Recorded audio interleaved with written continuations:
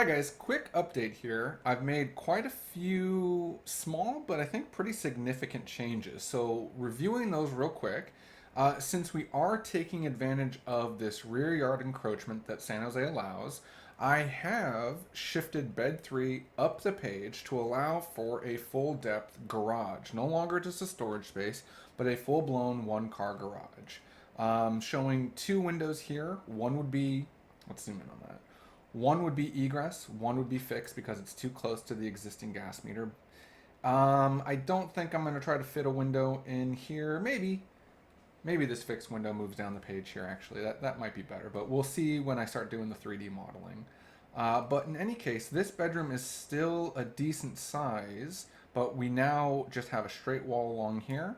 Bathroom and walk-in closet for the master suite are still looking great. I've added a skylight as you requested in this hallway area rather than in the bedroom proper because with the sliding glass door here and maybe a flanking pair of windows plus a window here and a window here and a large window here, I think the room is more than adequately lit without having to let in a skylight, which I really don't want in a bedroom. But again, if you feel strongly about having, or not even strongly, if you still desire to have the skylight in the bedroom area proper, I'll go ahead and shift this up the page. But I do think this is the right spot for it, since this will bring light into the closet area, and this whole area will be nicely lit, which will bring in some borrowed light into the bedroom. Let's see, some other changes that were made were, so when I shifted this new wall up the page to allow for the garage space, I now have this alcove space for the flex room. So we'll have your file cabinet over on this side now, which allowed me enough room to fit the side-by-side washer and dryer, the fridge, and the laundry sink. There's not enough room to fit the laundry sink next to the washer and dryer, but I think uh, this is close enough to meeting your request.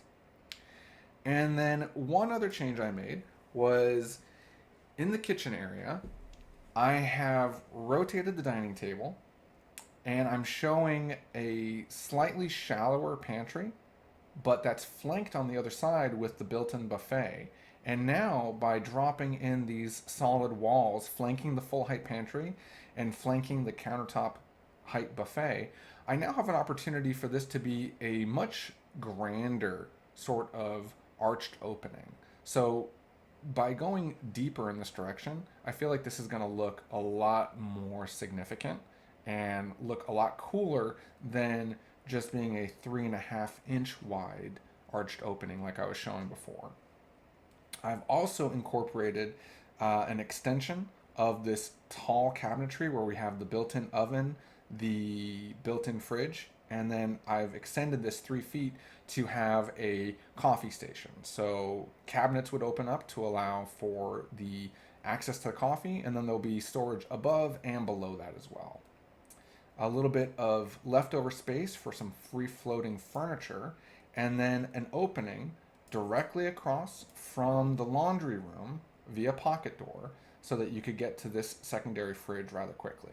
And then I've shifted the skylight down the page a little bit so that this skylight will directly illuminate both of these doors when these doors are open.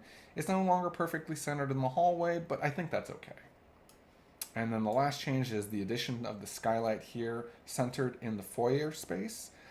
We'll see if that doesn't want to maybe shift directly over this wall and be aligned with the wall. I might be quite happy with that as well. But for now, it's centered on the door and centered in this space.